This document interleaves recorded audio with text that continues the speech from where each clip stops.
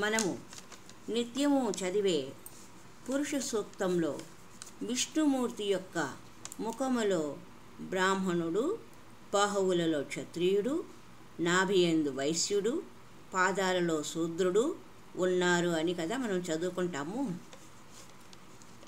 సత్యమైన వాస్తవం ఏమిటంటే,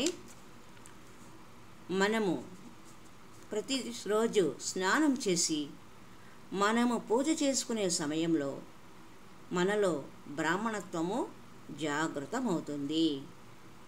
మనము ఆ సమయంలో విష్ణుమూర్తి యొక్క ముఖములో ఎలాగైతే చెప్పబడిందో బ్రాహ్మణుడు అని ఆ భావాన్ని మనము పొంది ఉంటాము. దాని తరువాత సమాజం యొక్క, పరివారం యొక్క పాలన పోషణ విషయంలో క్షత్రియుడులా వ్యవహరిస్తాము. విష్ణుమూర్తి భుజాలలో చెప్పబడినటువంటి బాహువులలో క్షత్రియుడు అన్న భావము ఇక్కడ వర్తిస్తుంది. ఆ తర్వాత వ్యాపారం చేయడానికి బజారుకు వెళ్ళిన సమయంలో, కొనుగోలు అమ్మకం సమయంలో మనము వైశ్యుడిలా ప్రవర్తిస్తాము. ఆ సమయంలో వైశ్యుడిలా మనం ప్రవర్తిస్తాము. పురుష సూక్తంలో చెప్పబడిన విష్ణుమూర్తి యొక్క నాభియందు కొలువై ఉన్న వైశ్య భావానికి అన్వయించుకోవచ్చు. అలాగే ఇంటిని శుభ్రపరిచే సమయంలో, ఊడ్చే సమయంలో, కడిగి తుడిచే సమయంలో, ఇతర సేవల సమయంలో శూద్రుడిగా మనము వ్యవహరిస్తాము. అప్పుడు మనము విష్ణుమూర్తి యొక్క పాదాలలో కొలువై ఉన్న శూద్రుడు అన్న భావానికి అనువర్తించుకోవచ్చు. మనలోనే పూజా సమయంలో బ్రాహ్మణుడుగాను, ఈ కుటుంబము సమాజము పట్ల పాలన పోషణ వ్యవహారాలను నిర్వర్తించినప్పుడు క్షత్రియుడుగాను, ఆ తర్వాత క్రయ విక్రయాలు కొనుగోలు అమ్మకాల విషయంలో బజారుకు పోయినప్పుడు ప్రవర్తించేటప్పుడు వైశ్యునిగాను, ఇంటిలో గృహకార్యమును చక్కబెట్టుకునేటప్పుడు శూద్రునిగాను, మానవులమైన మనమే 4 వర్ణాలుగా చాతుర్వర్ణములుగా ప్రవర్తిస్తామని ఈ పురుష సూక్తంలోని అంతరార్థం. పాదాలు లేకుండా మనము నేలపై నిలబడగలమా? మనం ఎవరినైతే తక్కువ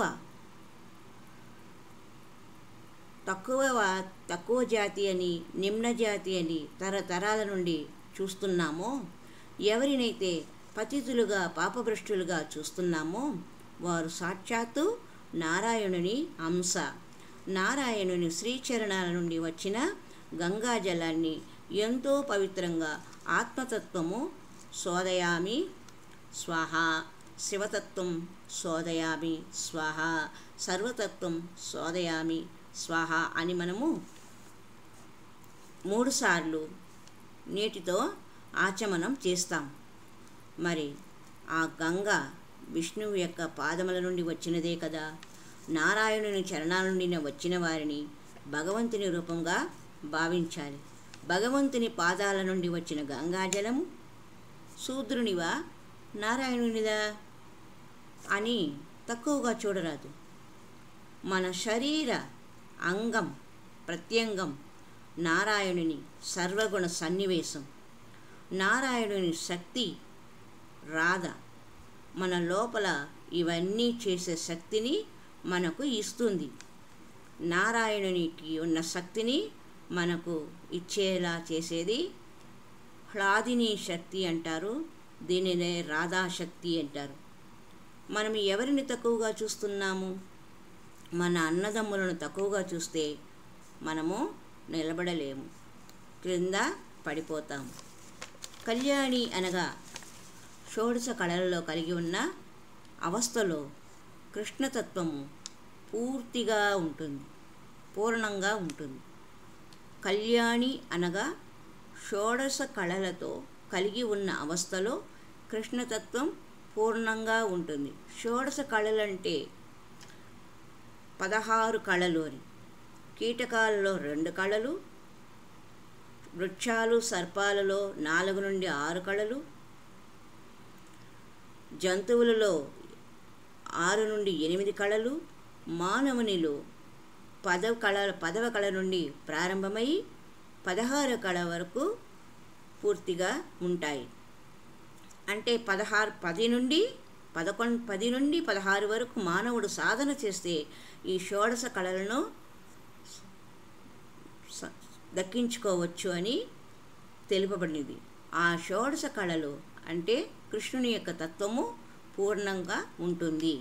కృష్ణావతారంలోని కృష్ణుడు అంటే ఎవరు? కాళీమాత, కాళీ శక్తి స్వరూపం. బాహ్య రూపముల మనము కృష్ణుడిని నలుపు రంగులో చూస్తాం. కృష్ణుడి మురళీనాదంలో ఓంకారనాదము వినిపిస్తుంది. కృష్ణుడికి రాధా రూపంలో శివుడు ప్రకటితమవుతాడు. శివశక్తుల ఏకత్వం వలన శక్తి ప్రభవించినట్లు, శివశక్తుల ఏకత్వం వలన శక్తి ప్రభవించినట్లు, శివశక్తుల 2 చేతులు కలిసి జోడించినట్లు రాధారాణి తన పూర్ణతత్వంతో కృష్ణుని యొక్క షోడశ కళలతో ఇద్దరు అవతరించారు. రాధారాణి స్వరూపము శివుని రూపమైతే కృష్ణుడు షోడశ కళల స్వరూపము. శివుడు రాధారూపంలో కృష్ణుడితో పాటు అవతరించారు. మధురానగర ప్రాంతంలో అక్కడి వారి పరంపరలో వారు మొదటగా ఉచ్చరించినది భజననామ సంకీర్తనలో కృష్ణ కృష్ణ అనరు, రాధే రాధే రాధే రాధే రాధే గోవింద అని భజన చేస్తారు. దీనివల్ల మనం తెలుసుకున్నది శివకేశవులకు భేదము లేదు.